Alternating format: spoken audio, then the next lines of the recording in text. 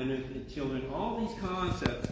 Please, when you have an opportunity to take a look at them, do so. I'm just going to, at this point in time, let that spare a few minutes, because I know we got to get out of here by 1 o'clock, on how the Black Panther Party influenced her life.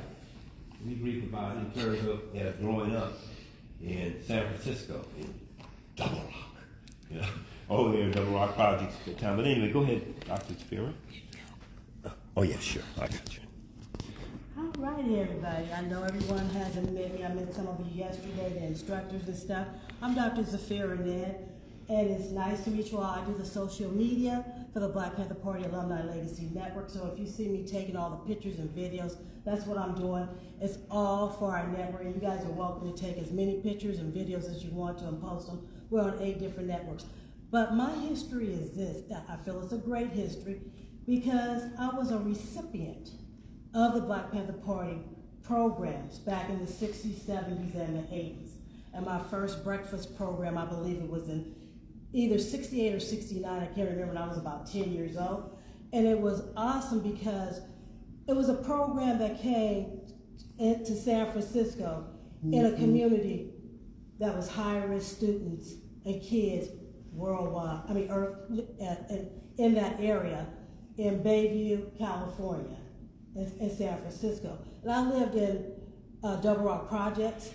We didn't have any after-school programs. We had no kind of programs there. We were basically latchkey kids. We took care of ourselves and each other because we had hardworking parents.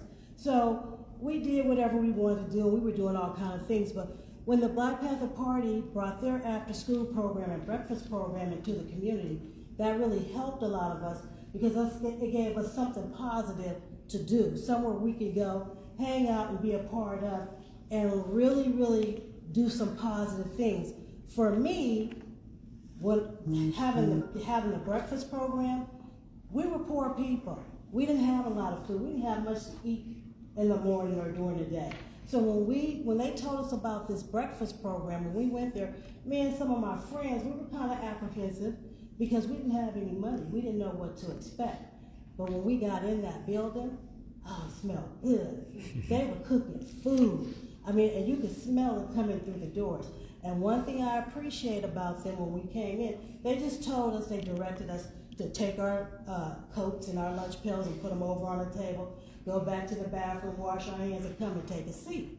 So we did. And then when they came over to us and they started explaining about the breakfast program, then they explained to us about the after-school program too, letting us know that we could come back and that they had all kind of activities, which was great.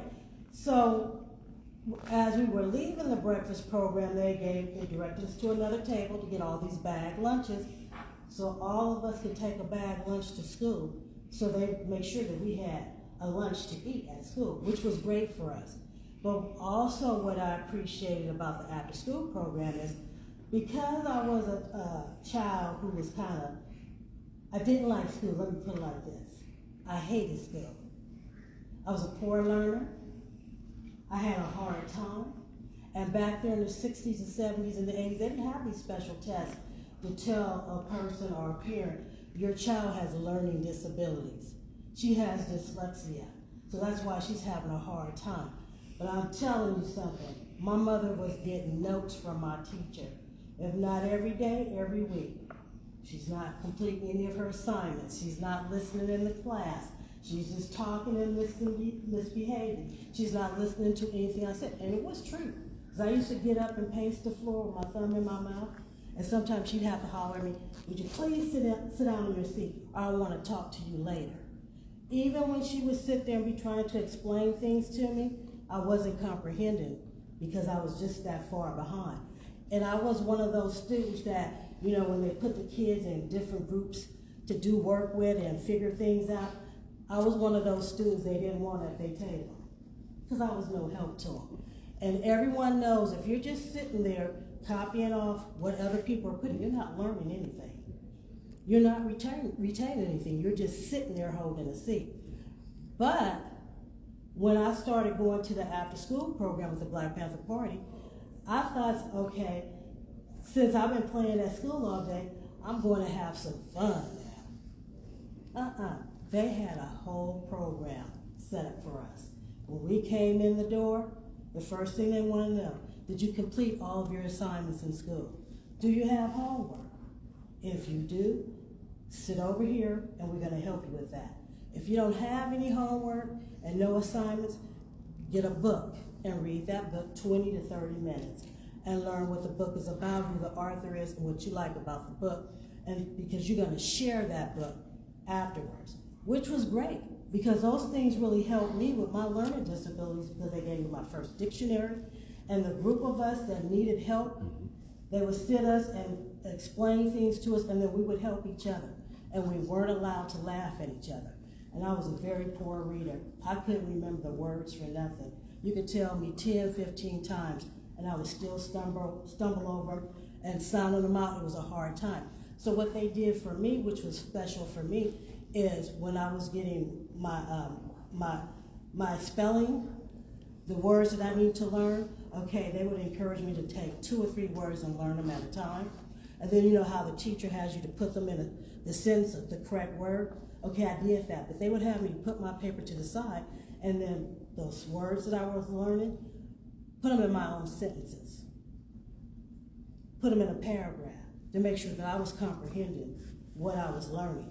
And it helped me out tremendously because as I was going to school, I was improving in all my tests and all my homework. And then I was, like they asked me one day, where do you sit at in the class? I said, I sit in the back, with the bad kids, of course. Because I'm sitting back there, running my mouth, not paying attention.